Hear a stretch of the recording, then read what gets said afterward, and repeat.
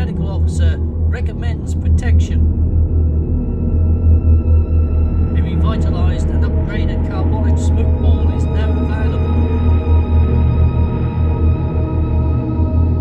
The manufacturers promise results and back these promises up with an offer of a reward.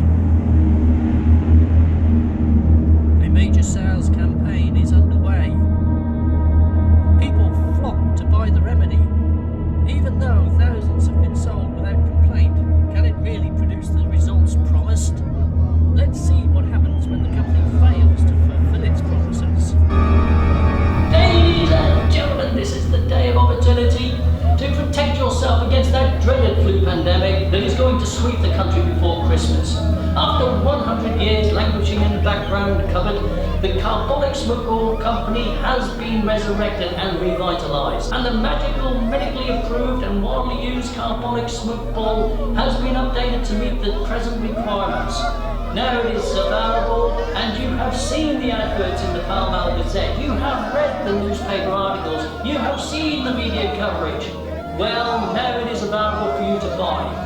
And if you buy this, you will be prevented from contracting influenza. And in addition, it will cure coughs, colds, soreness of the chest and throat, catarrh, asthma, loss of voice, hoarseness, laryngitis, snoring, sore eyes, diphtheria, croup, whooping cough, neuralgia, and headaches.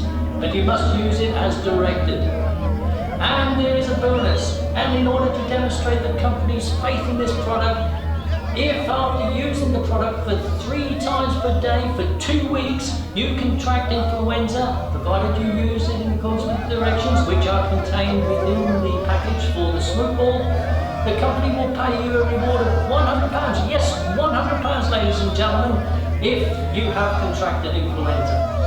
And you may say, well, this can't be true. Well, it is. And in order to show sincerity in this offer, the company has deposited a sum of £1,000, yes, a whopping £1,000 with the Alliance Bank in London. So ladies and gentlemen, come on up and buy the Carbolic Smoke Ball. Take this opportunity to be safe. And it only costs £10. And bear in mind that it will last for 3 months. And if it runs out, you can get a refund for just £5. Yes, ladies and gentlemen, £5. So you can be protected for the whole of your life from suffering any of these ailments. So come on up and buy the product, and thank you for your attention.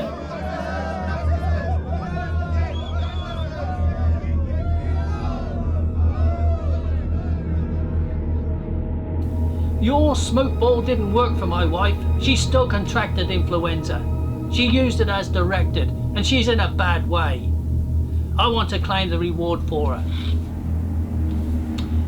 Well, I'm sorry to hear that, but as you know, the sales advert and all the material about that was just mere sales puff.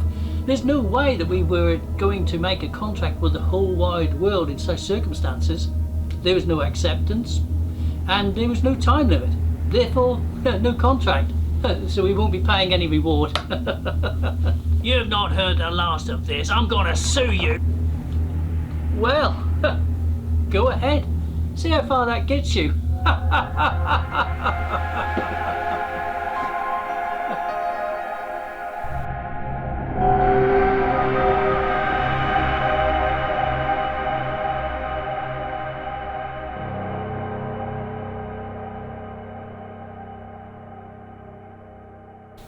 Why has the defendant sought to defend this case when it is absolutely clear, based upon previous and substantial case authorities and statutory provision, that you cannot offer something to a purchaser, offering inducements, making clear and unequivocal representations without performing your part of the bargain? Another example of unnecessary expense and use of court time, both of which are in short supply. The defendant has trotted out the same old defences that the company in its previous incarnation did way back in 1892, and again the facts are not in dispute. Mrs. Carlill, the great-granddaughter of the formidable Louise Carlill, did purchase the product and did use it as directed. She has had the COVID vaccination and has not contracted that, but notwithstanding the strong and positive claims made by Carbolic Smoke Ball Company, she contracted influenza and became very ill. She has, thankfully, recovered from that illness. After hearing a great deal of legal argument and having suffered the monotonous and repetitive ramblings of defence counsel over a period of 3 days, I have made my decision. Taking all matters into account and applying the established principles of contract law and common sense, I find in favour of the claimant, and she shall have her reward of £100 plus costs. And now I have to summarily assess the claimant's costs and decide what sum the defendant should pay. I am astonished at the disparity between the amount of costs incurred by the claimant, who has represented her case succinctly and clearly, of £75,000, and the enormous, disproportionate and outrageous figure presented by the defendant in its statement of costs, in the hope that they would win, amounting to £850,000. I award the claimant the whole of her costs to be paid forthwith.